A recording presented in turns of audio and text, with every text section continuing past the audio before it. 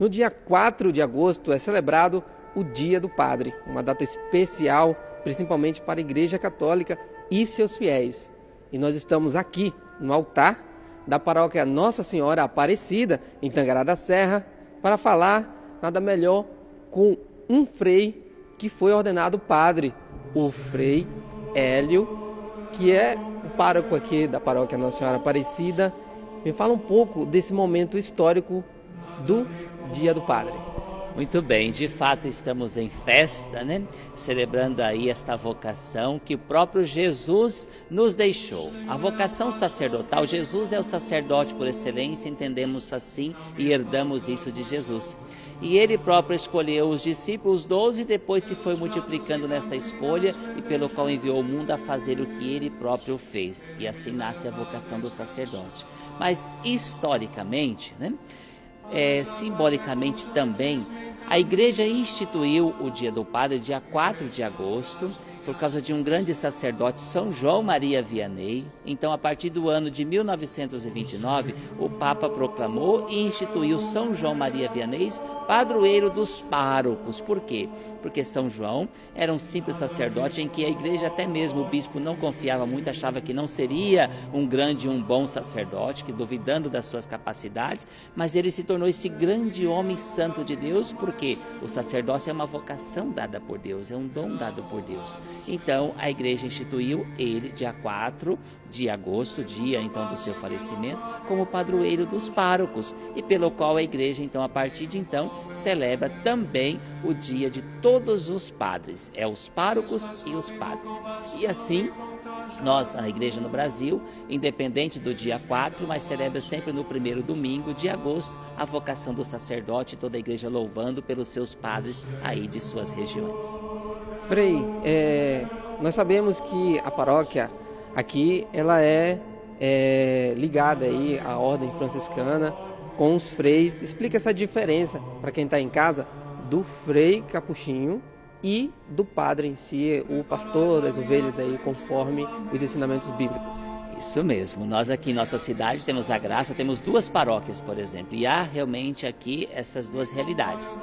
A paróquia Nossa Senhora Aparecida, pela qual é confiada a nós, freis capuchinhos, e a paróquia Santa Terezinha tem os padres diocesanos. Além de, existem essas 2 categorias, os padres diocesanos e os padres religiosos. Nos religiosos existem infinitos, depois outras congregações. Mas o frei, propriamente, a palavra frei, ela significa irmão, isto é, uma pessoa, um homem que se consagra a Deus. Frei quer dizer irmão consagrado a Deus. Francisco de Assis, que fundou a ordem dos freis capuchinhos, ele não foi sacerdote, por exemplo. Ele não chegou ao grau do sacerdote ser ordenado padre, tem que ser ordenado padre. Porém, devido à necessidade da Igreja, então a Igreja, vendo grandes homens já consagrados, sendo frei e não sendo sacerdote, a Igreja pediu que se pudesse então também esse ser ordenado. E a partir de então, nasceu também as ordenações para a vida religiosa e para os freis. Nós nos tornamos frei em primeiro lugar e vamos ser frei por toda a vida. Porém, o frei, ele não é padre, ele pode também se tornar o padre, como é o meu caso, é o caso dos freis todos que moram aqui. Então, daí, fazendo então os estudos que a Igreja pede, somos ordenados pelo mesmo bispo, o bispo que ordena um frei, ordena o padre diocesano, ordena todos os padres. Aí, então, recebe o sacramento, que é um sacramento na Igreja, da ordem. E assim sendo, você se torna frei, fica frei e também um padre. O exemplo de um grande santo, por exemplo, São Frei Pio, que é um dos santos daí da atualidade muito conhecido, ele sempre foi um frei capuchinho, não deixou de ser frei, mas também é um padre. Então, frei quer dizer irmão, pode ser um padre, ou como também pode ser irmão a vida inteira.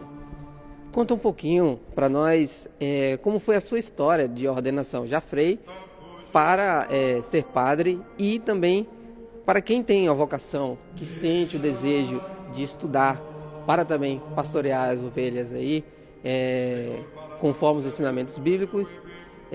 Conta a sua história para nós. Essa é uma história até bem interessante, viu? Eu vivia como cristão da família, criado, catequista, jovem, muito engajado na igreja. Na época eu morava no Paraguai e aí sempre senti muito forte esse Deus que me chamava para se doar, para estar na comunidade, para servir cada vez mais. Até que, orientado por umas irmãs, ajudado, decidi então entrar na caminhada no seminário. E eu entrei aqui em Tangará da Serra, vindo do Paraguai.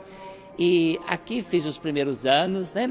Depois fiz os estudos que a igreja, isso é interessante dizer, a igreja pede para aqueles que desejam, entra no seminário, toma coragem de ir, de discernir a vocação e ser um padre, pede para fazer 2 faculdades, filosofia e teologia.